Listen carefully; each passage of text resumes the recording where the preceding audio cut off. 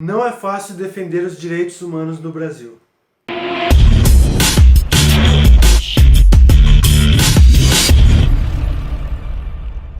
Fala pessoal, tô aqui de volta para falar sobre um caso que rolou recentemente na cidade do Rio de Janeiro que reflete minha preocupação não apenas nacional, mas também internacional. O que aconteceu foi que um vídeo viralizou e nesse vídeo aparecem dois policiais militares atirando contra dois indivíduos caídos no chão. Sendo que um desses homens se mexia e aparentemente portava um fuzil. Esse fuzil foi afastado pelo primeiro policial que aparece e logo depois esse policial então baleou esse homem. Os dois homens no chão foram mortos, então a opinião pública começou a se dividir. E antes que algum desavisado aponte, eu não quero aqui defender bandido e muito menos justificar a violência policial. O fato é que casos como este não são incomuns e é por isso mesmo que eles precisam ser debatidos. São diversos os motivos alegados para casos de abuso de poder, execução, maus tratos, tortura contra cidadãos por parte de policiais. Na verdade, há casos de tortura de policiais por parte de outros policiais também. E aqui os direitos humanos também se fazem necessários. Muito recentemente, um soldado denunciou ter sido torturado num trote no exército. Foi submetido a espancamento por parte de 18 militares veteranos a partir de alguns de paus, pedaços de fios, plásticos, e mesmo acabando recebendo mordida nas nádegas de modo a arrancar pedaço. E além de ter todo o corpo ferido, ele acabou tendo de retirar por cirurgia um de seus testículos. O sonho desse militar era ser paraquedista e agora esse sonho foi comprometido porque o policial foi comprometido física e psicologicamente. Esse tipo de coisa nos remete não apenas ao valor dos direitos humanos, como nos remete diretamente para a questão da desmilitarização da polícia. Isso porque, como diz o professor de Direito Túlio Viana, o treinamento militar é um treinamento para a guerra, treinamento confrontativo, para matar o inimigo. Enquanto policiais em atuação civil deveriam apenas conduzir esses criminosos a um julgamento adequado nas instâncias civis, judiciárias e etc. Note bem, Polícia Militar e Exército são entidades bem diferentes. O Exército faz parte das Forças Armadas e responde à Federação, à Nação Brasil, enquanto a Polícia Militar é considerada uma força auxiliar que responde diretamente aos Estados.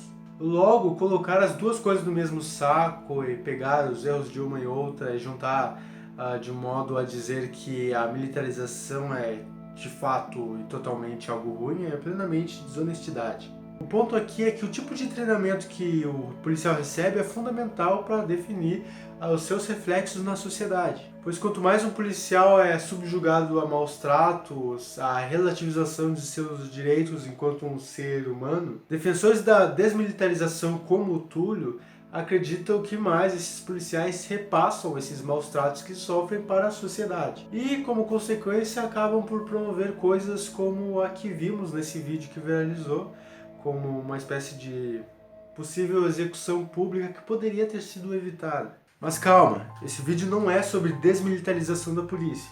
Aqui minha preocupação é bastante simples, mas urgente para toda violência que fira a dignidade humana e remete a direitos que são basilares, que são fundamentais para a gente entender a nossa civilização. Esses direitos são os direitos humanos. Eu sei, os direitos humanos do Brasil são entendidos como uma perversão de valores em que falta amparo para as famílias vitimadas, ao mesmo tempo que se estaria defendendo criminosos e se esquecendo dos policiais lesionados em confrontos com a bandidagem. Ao menos no Rio de Janeiro, mais de um terço dos cariocas concordam com a afirmação de que bandido bom é bandido morto. Concordam também que os direitos humanos só servem para atrapalhar o combate ao crime e que no fim das contas só servem para defender bandidos. Mas o quanto de verdade há nesse ponto de vista? A primeira coisa que precisa ficar clara aqui é que direitos humanos são direitos que você, eu e todo mundo temos simplesmente porque somos humanos. Não são direitos concedidos a animais, às plantas, aos extraterrestres, às galáxias do universo. São os direitos concedidos a nós simplesmente por refletirem a nossa condição humana. Direito à propriedade, à segurança, à saúde, à equidade, direito de pensamento, livre expressão, Enfim, direito à vida. E aí que as coisas começam a ficar complicadas pra gente falar especificamente de execuções cometidas por policiais. Mas antes, vamos voltar um pouquinho no tempo pra gente entender como é que se deu essa história de direitos humanos e por que eles são tão importantes. No começo da história da humanidade, simplesmente não havia direitos humanos. O que haviam eram disputas por território e por recursos. Você não tinha garantia alguma de que estaria vivo por muito tempo. Mas as coisas começaram a mudar com o rei da Pérsia, Ciro o Grande, lá pelo ano de 600 a.C. Ele revolucionou tudo o que se conhecia até então, libertando todos os escravos e dizendo que as pessoas estavam agora livres para escolherem as suas religiões. E aí nasceu a primeira versão dos direitos humanos, um tablete de barro com as palavras de Ciro registradas, que foram chamadas então de Cilindro de Ciro. De lá para cá nós tivemos inúmeros avanços em diferentes contextos, em diferentes épocas da história da humanidade, porém também tivemos inúmeros retrocessos. Não convém aqui explicar a história dos direitos humanos, mas uma coisa precisa ser dita. Os retrocessos contra os direitos naturais que eu, você e todos que conhecemos à nossa volta têm, são reais e vivem batendo à nossa porta. Esse fato nos ensina que a defesa dos direitos humanos é muito importante, de modo a não permitirmos que a barbárie retorne e domine o nosso tempo, aqui e o agora. Mas o que é que os direitos humanos têm a dizer sobre esse vídeo específico que viralizou na internet? Há pelo menos 5 artigos da Declaração Universal dos Direitos Humanos que podem ser analisados para a gente definir ou poder julgar com mais precisão os atos cometidos por esses dois policiais. Sim, todos esses artigos são objeto de discussão desde a publicação da declaração lá em 1948. Porém, mesmo assim, vamos a eles. Artigo 3º. Todo ser humano tem direito à vida, à liberdade e à segurança pessoal. Aqui fica explícito o direito à vida. Se uma pessoa tem a sua vida retirada, é uma clara violação de direitos humanos. Sim, os bandidos também violam os direitos humanos quando eles matam alguém, mas aqui a gente tem que pensar que estamos falando de princípios universais que não se debruçam caso a caso. A questão é que o erro de um bandido matar alguém não justifica o erro da gente matar este bandido. Por mais que a gente possa discordar disso, esse é um entendimento comum. Artigo 5º. Ninguém será submetido a tortura nem a tratamento ou castigo cruel, desumano ou degradante. O que vemos no vídeo não é tortura, com toda certeza, mas fica a dúvida se foi o tratamento cruel ou degradante. Ainda assim, temos imagens que correspondem à ideia de execução sumária, rápida, direta e sem misericórdia. Parece viável alegar desumanização e penalização cruel de alguma forma. No final do vídeo eu falo melhor sobre isso e mostro por que acusar o policial não é tão simples quanto parece. Artigo 6º. Todo ser humano tem o direito de ser, em todos os lugares, reconhecido como pessoa perante a lei.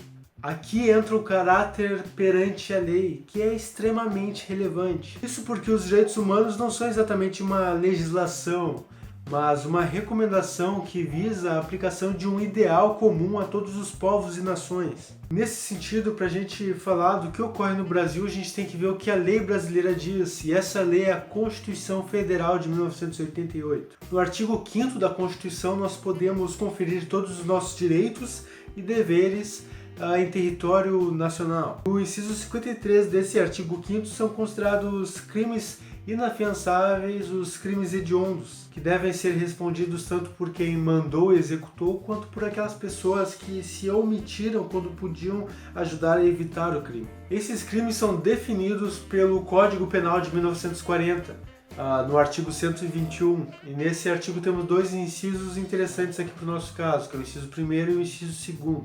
O inciso 1º, ele basicamente diz que se o crime ocorreu motivado por algum valor social ou moral, ele pode ser reduzido até a 1/3. E aqui nós podemos ficar totalmente ao lado do policial.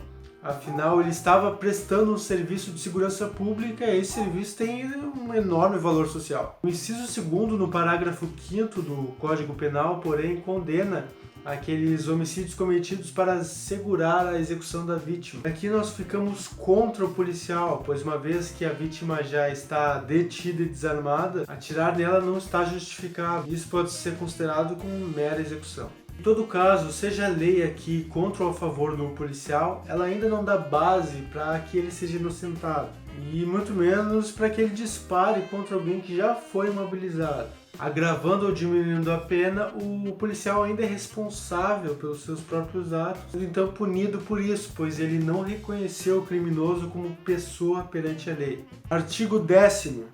Todo ser humano tem direito, em plena igualdade, a uma justa e pública audiência por parte de um tribunal independente e imparcial, para decidir sobre seus direitos e deveres ou do fundamento de qualquer acusação criminal contra ele. Esse direito é interessante porque ele nos diz o que fazer após o crime ou confronto, mas e se o direito à vida é violado, como a gente pode garantir o direito a um julgamento justo e imparcial? O julgamento do policial sobre a vida do criminoso não é imparcial.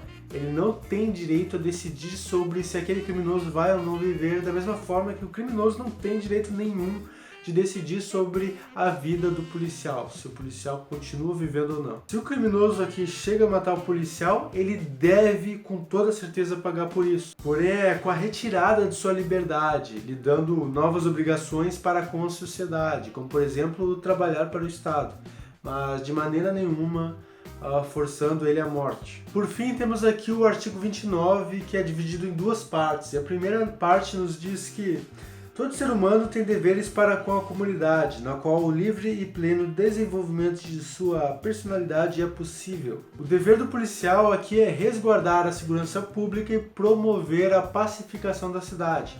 O dever do criminoso, por outro lado, é simplesmente não cometer crimes. Por favor, né? Se o policial ultrapassa, vai muito além da promoção da paz, que é a sua função, e um criminoso comete algum crime, é difícil dizer que alguém esteja certo em relação ao outro. Como eu disse antes, um erro não justifica o outro e as coisas são bem mais complexas do que elas parecem à primeira vista. A segunda parte do artigo 29 da Declaração Universal dos Direitos Humanos diz que, no exercício de seus direitos e liberdades, todo ser humano estará sujeito apenas às limitações determinadas pela lei, exclusivamente com o fim de assegurar o devido reconhecimento e respeito dos direitos e liberdades de outrem e de satisfazer as justas exigências da moral, da ordem pública e do bem-estar de uma sociedade democrática. Como a gente acabou de ver no artigo 6º da Declaração Universal de Direitos Humanos, falar da legislação brasileira para decidir o caso é importante. E quando a gente revisita a Constituição, lá no inciso 57, a gente pode ver claramente que não haverá pena de morte a não ser em casos de guerra. Sim, eu sei, dizer que o policial aplicou pena de morte é uma interpretação bastante controversa. Mas ainda assim, o policial é um representante do Estado julgando se o indivíduo deve ou não viver, mesmo com a chance de mantê-lo vivo, tirando assim a sua chance de ser julgado a partir de um devido processo legal. E se os bandidos já estavam detidos, eles já podiam ser considerados presos. No inciso 59 da nossa Constituição Federal é assegurado aos presos o direito à integridade física e moral. Esse direito que é simplesmente solapado na medida em que esses presos são mortos. Mas com toda certeza outras questões aqui para a gente relevar. Nós temos, por exemplo, o chamado poder de parada, que eu nunca vi em jornal algum ser comentado quando falam desses casos. Em resumo, o poder de parada trata-se do poder que um calibre de uma arma de fogo tem para simplesmente tirar algum oponente de fora do combate, com um único disparo, mas sem precisar matar essa pessoa. Esse é um estudo mais complexo feito pela balística e que, dependendo do resultado, poderia sim inocentar ou incriminar policiais que atiraram em criminosos. E lembra quando eu disse que acusar o policial não é tão simples assim? Então, é que há uma diferença essencial entre execução e uso da força. Todo policial tem direito ao uso progressivo da força quando necessário. E esse uso não exclui a possibilidade de o policial vir a matar alguém. E é aqui que entra o poder de parada, porque o intuito do policial em conflito é parar uma ação com suficiente agilidade. Afinal, se o policial demora para parar um bandido, é maior a chance do bandido ferir mais inocentes. Então, quanto mais eficiente o poder de parada, melhor. Especialmente se o conflito é no meio urbano com muito mais gente em volta. Para um caso extremo, é só pensar num terrorista localizado, por exemplo. Esse terrorista, ele ainda não feriu ninguém, mas se supõe que ele vai ferir muitas pessoas caso ele se exploda tudo. O sniper é treinado para mirar na cabeça desse terrorista e matá-lo, com um poder de parada de 100%, mesmo que depois se descubra que, bem, na verdade ele não era um terrorista. E aqui entram os chamados excludentes de ilicitudes, tipificados no artigo 23 do Código Penal, que diz que não há crime quando o ato foi cometido em legítima defesa, em estado de necessidade ou mesmo em processo de dever legal. Desde que não haja excesso, portanto, alegar direitos humanos para criminalizar policiais que matam criminosos não é suficiente. A execução, ao contrário do uso da força, por outro lado, ocorre quando a pessoa já está imobilizada e não oferece mais riscos. Mesmo assim, o policial dispara nela para a morte. Pode ter sido o que aconteceu de fato nesse caso. Temos também a questão jurídica envolvida aqui quanto ao julgamento desses policiais. É que há duas fases, digamos assim, para julgar essa aparente execução de criminosos. A primeira fase é a fase do inquérito, da investigação, em que a prisão dos PMs é feita de forma preventiva a partir da máxima latina in dubio pro societate, que significa, na dúvida, interpretar a norma a favor da sociedade.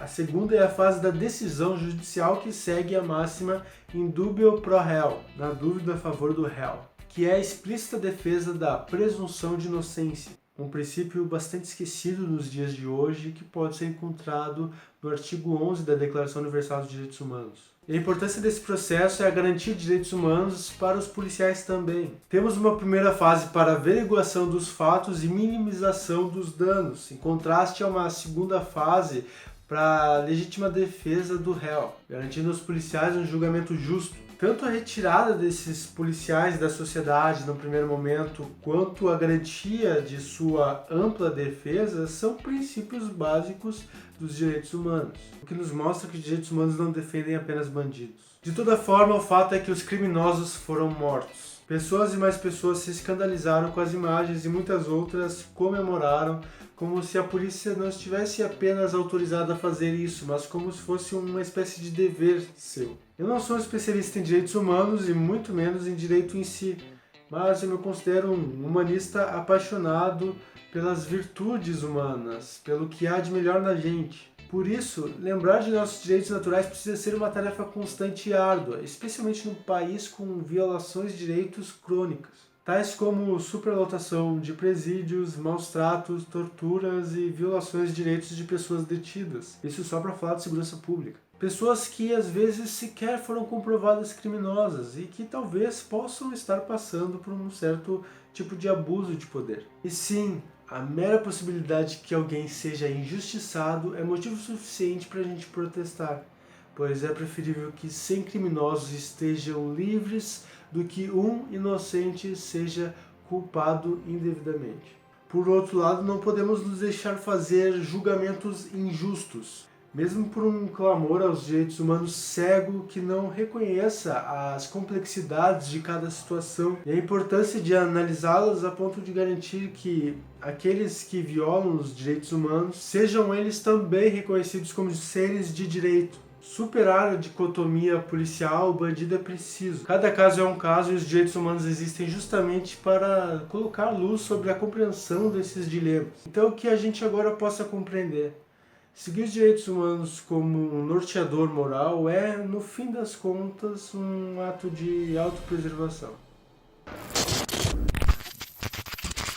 Fala pessoal, valeu demais por me acompanhar até aqui em mais este vídeo no meu canal. Se você gostou do vídeo, já sabe, né? Deixe sua curtida, deixe seu comentário e convide seus amigos a assistir esse vídeo também, compartilhe. Inscreva-se no canal e ative a notificação aí nos sininhos para que você possa ficar sabendo dos futuros direitos que serão comentados aqui no canal. E eu quero agradecer ao Igor Araújo por me sugerir esse assunto para tratar aqui no canal. E também agradecer à policial civil Camila Mano por ela ter me ajudado na elaboração desse roteiro, me trazendo essas informações bastante relevantes para o assunto. E se você quer construir esse espaço junto comigo, então você pode apoiar o meu canal. É só acessar esse link aqui na tela, apoia.c/Alisson.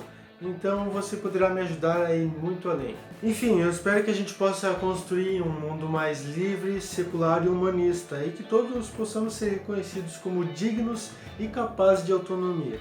Eu vou ficando por aqui, eu sou o Alisson Augusto, então até o próximo episódio.